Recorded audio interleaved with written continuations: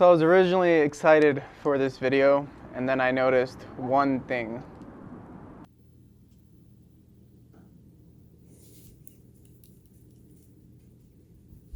Hello, testing the microphone right now. So that's the built-in one, since this is actually just off and it should not be working if it's off. Same thing with the Rode Video Mic Rode Pro, whatever. Come on, you. There we go. I want to do this all at once so you guys don't think I'm cheating or something. Hard to stick it in. There we go.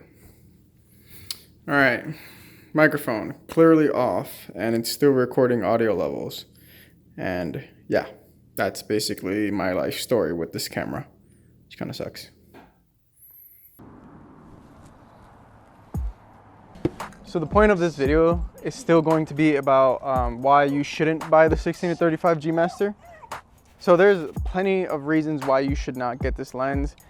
I'm going to explain, but before I do that, I'm going to go off on a rant. This is probably the 4th time I need to send my camera into Sony. I really am going to complain. I hope I can get a new camera or an extended warranty or something as a compensation for this, because it's literally annoying. And it came to a point where I kind of expected it, and I'm really happy that it happened before my warranty expired, because if not, I'm short out of luck basically. But the fact that this happened in general is kind of stupid. Okay, if you're interested in purchasing the 16-35 G Master, you came to the right video. Now, again, I'm a little frustrated because the audio jack on my microphone is not working, so I'm using this mic, which I don't mind, but that's a whole different story. I'm gonna do a follow-up video on this to see what the next step is, because this is annoying, and as you can tell by my face, I'm still frustrated. Anyways, topic of this video, should you buy the 16-35 G Master? Short answer, if you don't want to watch the entire video, it depends, but mainly no. So usually if you're looking at the G Master, you're probably in the same boat that I am, where I'm thinking of using it for video and photography. That was a big mistake, I think, to be honest with you. You have to ask yourself, would I shoot a lot in low light? Do I really need the range of 16-35? Do I vlog at night all the time? If so, then it might be for you. But for people who are like, yeah, I'm gonna shoot mainly out in the sun, I'm gonna put this in a gimbal, I'm gonna vlog at any time of the day, especially with the Sony a7 Mark III, because it has really good low light. The f2.8 does help a lot, but in this case, for the price to performance, if you look at that, it's honestly not worth it. This is the question you need to ask yourself. Do I mainly shoot portraits and do vlogs sometimes? Then you're gonna fall into the category of the 16-35 f4 version. Why do I say that? Simply because you're gonna want a sharper and a lens with a lower f-stop. So you want to look at primes, for example, a 35 prime or a 50 prime. To be honest with you, if I could go back in time, I would 100% buy the f4 version and then get a nice 35 prime, because that combination is well worth the investment versus just one lens that you think it can do it all. The G Master can do it all, but the problem is that you're gonna get way sharper images from a prime 35 versus the 35 f2.8. So the bokeh is gonna be better. Sharpness, I can't vouch for it, but people obviously are gonna say that primes are much sharper than zooms, so I'm gonna take their word for it. I did a ton of research on the 16-35 G Master. I convinced myself, like, yes, I'm gonna shoot in low light a lot. I'm gonna need the f2.8. I'm gonna do this. I'm gonna need it for this. I made excuses for myself to buy the G Master, and looking back at it, what's going on, hybrid shooters? It's Jason Vaughn. We're up here on a rooftop in Los Angeles to do a photo shoot. What's going on? What's up, guys? Eric Barker here. I just wanted to bring you up. I completely regret this decision, simply because there's a lot of YouTubers who use the f4 version, like Humbu, H-E-N. I'll put his YouTube in the description, along with another YouTuber, Chris. There's like a lot of Chris's in the world, so you're probably like, which one? So again, I'll put both of them into the description below. And they shoot beautiful videos with the f4 version. So if you're saying, oh, I bet they're using the f2.8 version and the only reason why they're getting that creamy shots is because they're using the G Master, that is completely wrong. Do not ever think that. You really got to see what gear they're using and why they're using it. So here's another consideration of the f4 version versus the f2.8 version. On the f4 version, you're going to have the stabilization inside of the lens, which is actually really nice because that helps with shaky footage, especially if it's on a gimbal. It's going to come out way smoother, which brings me to my next point.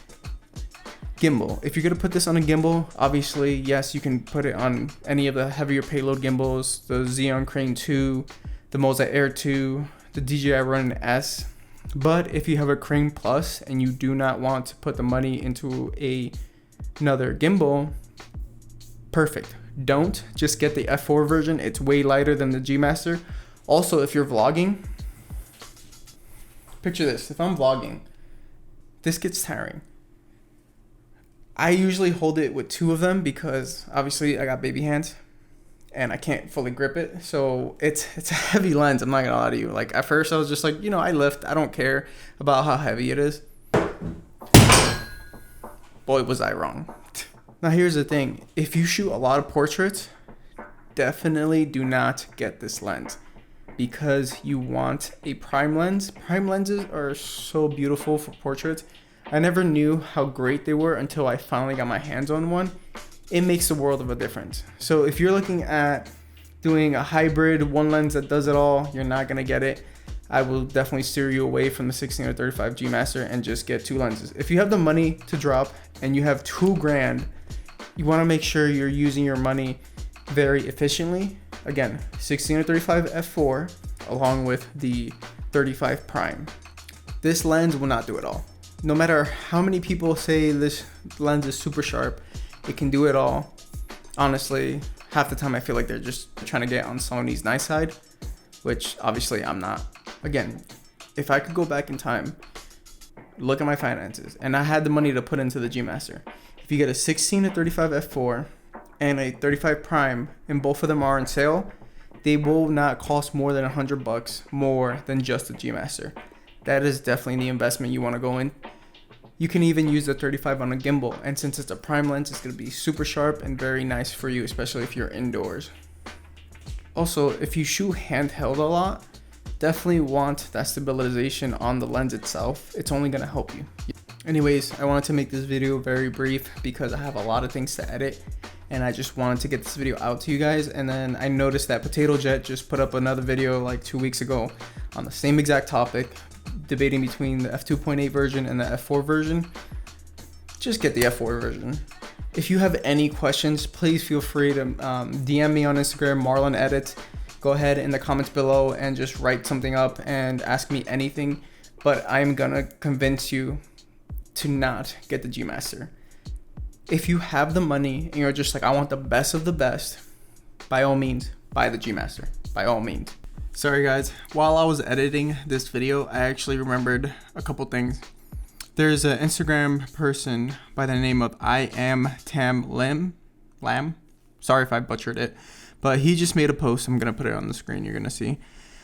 Two of my most used lens for the gimbal is the Sony 24 to 105 f4 and the Sony 16 to 35 f4. The 24 to 105 is used 90% of the time, but the 16 to 35 comes in handy for those ultra wide establishing shots. What's your favorite wide lens on and off the gimbal? So this guy has over 51K following, closing in on 52. I mean, I'm not trying to say following is important, but a lot of you guys think it is. So I'm just using that as a guideline. He doesn't use a G Master. A good example. The other thing I remembered was that Tamron is actually releasing a 17 to 28. Yeah, okay. It's actually on B&H. I just looked it up. It's the Tamron 17 to 28 f2.8 DI to Mark III RDX lens for Sony E-mount. Wow. 17 to 28. That's not that much of a focus range, to be honest, compared to the G Master. But That's actually going to be really interesting. I would definitely recommend this lens if it's anything like its counterpart, which is the 28 to 75. That lens was surprisingly good, sharp, super affordable. I rented that lens. I have a video. I'll put it in the eye thing somewhere up here or here. I think it's this one. If you're looking into buying an ultra wide lens, I would highly recommend waiting on to see what Tamron has to offer. Granted, 17 to 16, there's literally, I don't think it's going to be that much of a difference, to be honest. That's just an assumption. That's just a prediction. 28 kind of sucks that it only goes up to a 28, but this is perfect because if it's cheaper than 16 or 35, another reason to just get a prime 35. Back to the video. Anyways, guys, I hope you found that informative. Again, if you have any questions or I missed anything at all, just comment down below, subscribe, follow me on Instagram, do all that jazz. Until the next one, see you guys.